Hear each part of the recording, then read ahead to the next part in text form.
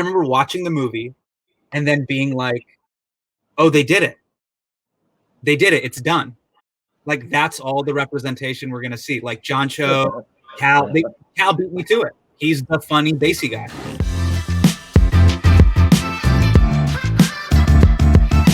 So when you were growing up, like, who was successful to you? What did that look like to you? So this is 2004. It's my freshman year in college.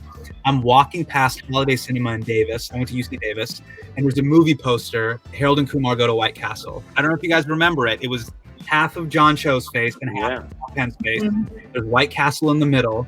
And I remember getting tickets to see it with a friend. And I don't know if you guys felt this as like young creatives. I remember watching the movie and then being like, oh, they did it. They did it. It's done. Like, that's all the representation we're going to see. Like, John Cho, Cal beat me to it. He's the funny, bassy guy. Do you happen to know how to get to the White Castle? Yeah. I didn't realize, it's so funny, like 16 years later, I didn't even realize it was just starting. It hadn't even begun. That was one of many movies to come. You know, you brought up an interesting point, because it was the first time I'd seen in mainstream, like, American pop cultural entertainment, a brown guy who didn't fit any of the stereotypes. He was a pothead. I had never seen that. Mm-hmm. But I think that, like, goofy comedy did a lot more than people give it credit for. So you think this is just about the burgers, huh? It's about far more than that. It's just surreal for me, even 16 years later, to see Lulu, your movie, or John, your movie. I remember I saw both of those movies in the theater. And I remember even during Crazy Rich Asians, there's parts that are in like different parts of Southeast Asia, right? Malaysia, Singapore, all these like these nuances. Nobody is familiar with our sort of sectarian beefs. For a film to have that type of nuance, to show the different types of Asians there are in our community, I just didn't think that was possible. And it was so cool to see. And I'm looking around the audience and I'm like, oh, they get it. It was like surreal to me. I feel glorious, got a chance to stop. I definitely, even making that movie, realized so much I didn't know before. I mean, even just meeting all the British Asians and the Australian Asians and being like, oh, everybody is very different, and they actually have different ideas of. Johnny's in the film. He's Chinese, Malay. Like, these sub nuances. Like, Kumail, you know that in our community, there's these like sub groups within groups. Like, you're like, how will that translate? There's all these like regional rivalries, and the food is different, and like we have our own version of like Polish jokes, you know. But then when we're represented here, it all gets flattened into one thing, right? Like Indian, Pakistani, Sri Lankan, Bangladesh, it all gets squished into one.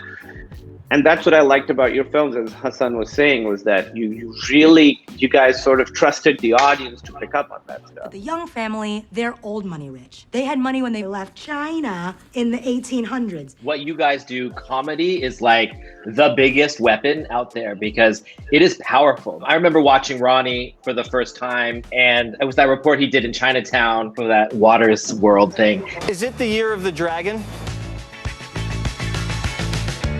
Rabbit? No, it's actually the year of go f yourself.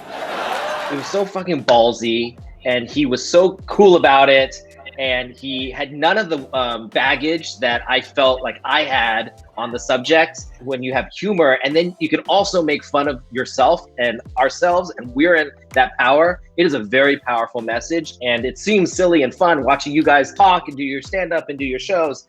But actually, it seeps into you. It gives you so much confidence. That confidence is absolutely contagious, which is probably not the right thing to say right now. But yes.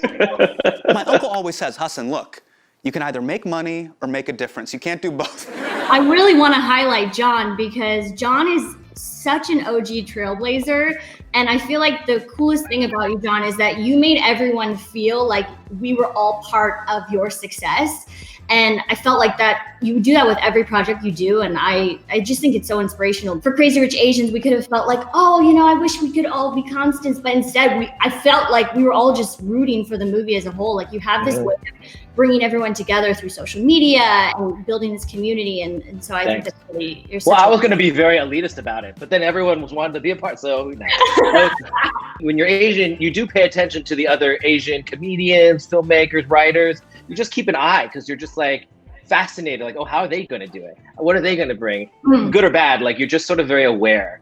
And so when we were casting Crazy Rich Asians, I had already this huge list of people that I thought were so freaking talented. And so we all knew the secret before the world knew the secret.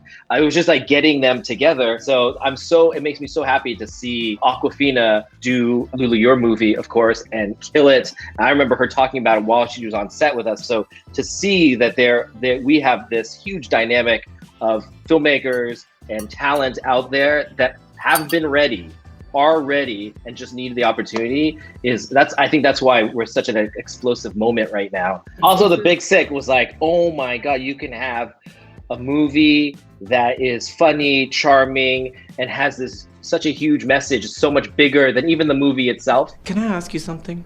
Something that has never made sense to me. Why did you bring me here if you wanted me to not have an American life? We come here, but we pretend like we're still back there? That's so stupid. Like, it really changed our movie. That made us be like, all right, we gotta step this shit up. Like, we gotta like do it right. Well, you did it. You stepped this shit up.